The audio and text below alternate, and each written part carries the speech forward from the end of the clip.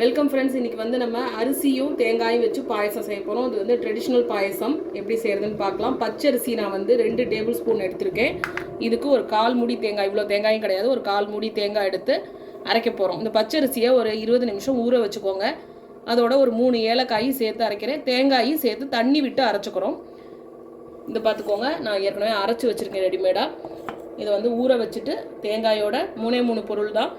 2 table spoon பச்சரிசி, 3 ஏலக்காய், தேங்காய் ஒரு 1/4 மூடி வச்சு அரைச்சா இந்த மாதிரி உங்களுக்கு நல்லா ஒரு குறகுறன்ட்டு இருந்தாலும் சரி, கொஞ்சம் மையாக அரைச்சிக்கிட்டாலும் சரி, இந்த மாதிரி அரைச்சிக்கோங்க. இதுங்க வந்து வெந்நீர் வந்து கொதிக்குது. இதில் இந்த அரைச்ச விழுதை நம்ம வந்து சேர்த்து நல்லா கை விடாமல் கலர போகிறோம். அதுக்கப்புறம் கொதிக்க விட போகிறோம். அதுக்கப்புறம் என்னென்னா வெல்லம் சேர்க்க போகிறோம். இது வந்து எனக்கு இது போதும், இந்த அளவு. உங்களுக்கு எவ்வளோ வேணுமோ போட்டுக்கோங்க. அச்சு வெல்லமாக இருந்தால் ஒரு அச்சு வெல்லம், இல்லை உங்களுக்கு மண்டை வெல்லமாக இருந்தால், நான் எடுத்துருக்கிறது மண்டை வெல்லம். இது வந்து ஒரு அரை சைஸ் அளவு மண்டை வெல்லம் எடுத்திருக்கேன். உங்களுக்கு இன்னும் ஸ்வீட்னஸ் பிடிக்கும்னா இன்னும் போட்டுக்கலாம். அடுத்தது இது வந்து பால், ஒரு 200 ml பால் எடுத்துக்கோங்க. இதை விட்டு செய்ய போகிறோம். நான் ஏற்கனவே நெய்யில் முந்திரி பருப்பு திராட்சையும் வந்து வறுத்து வச்சுருக்கேன். அது கடைசியாக போட்டுக்கலாம். தண்ணி கொதிக்குது. இப்போ வந்து இந்த அரைச்ச விழுதை சேர்க்குறோம். இதை வந்து நம்ம வந்து கஞ்சி பதத்துக்கு இது பண்ணணும். ரொம்ப கெட்டியாக கூழ் மாரி ஆகிடக்கூடாது.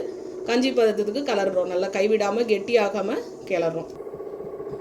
சிம்மில் வச்சுக்கோங்க. வச்சு இந்த மாதிரி நல்லா விட்டு கிளறலாம். நம்ம வந்து ஆடி 1க்கு இந்த பாயசம் செஞ்சு பாருங்கள். இது ஒரு 4லேருந்து 5 பேர் சாப்பிட்லாம் தாராளமாக. இது நல்லா கெட்டி ஆகட்டும். பக்கத்துலேயே கொஞ்சம் வெந்நீரோ இல்லை பச்சை தண்ணியோ வச்சுக்கோங்க. நம்மளுக்கு கெட்டி ஆகிடுச்சுன்னா விடுறதுக்கு. இதை கொஞ்சம் அலம்பி விட்டுறலாம். இதெல்லாம் சேர்ந்து நல்லா இந்த அரிசி வந்து நல்லா வேகணும். இந்த தண்ணியில் வெந்ததுக்கப்புறம் நம்ம பார்க்கலாம்.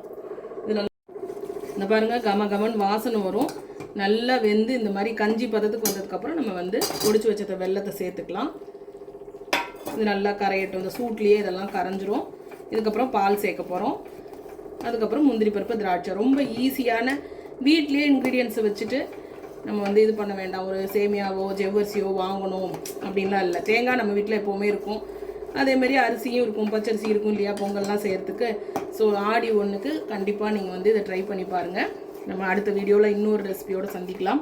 இப்போ வந்து இது நல்லா இதெல்லாம் கலந்து இந்த வெல்லம் வந்து நல்லா கரைஞ்சிரும். இந்த சமயத்தில் நம்ம பால் விடலாம்.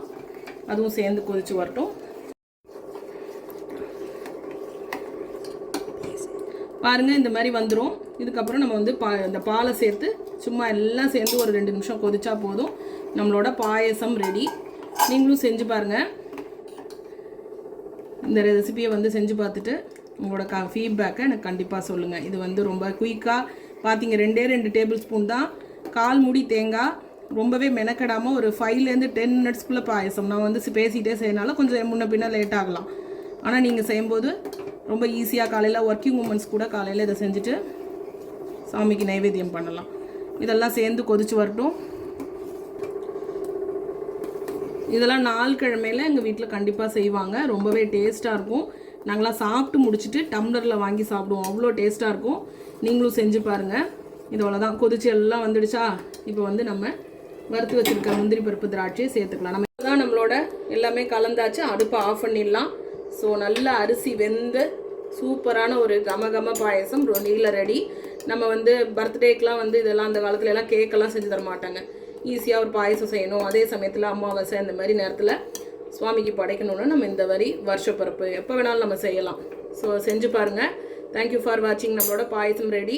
பாருங்கள், 2 டேபிள் ஸ்பூன் தான் போட்டேன். எவ்வளோ வந்துருச்சு பாயசம். ஸோ 4 பேர் நல்லா திருப்தியாக சாப்பிட்லாம். தேங்க்யூ.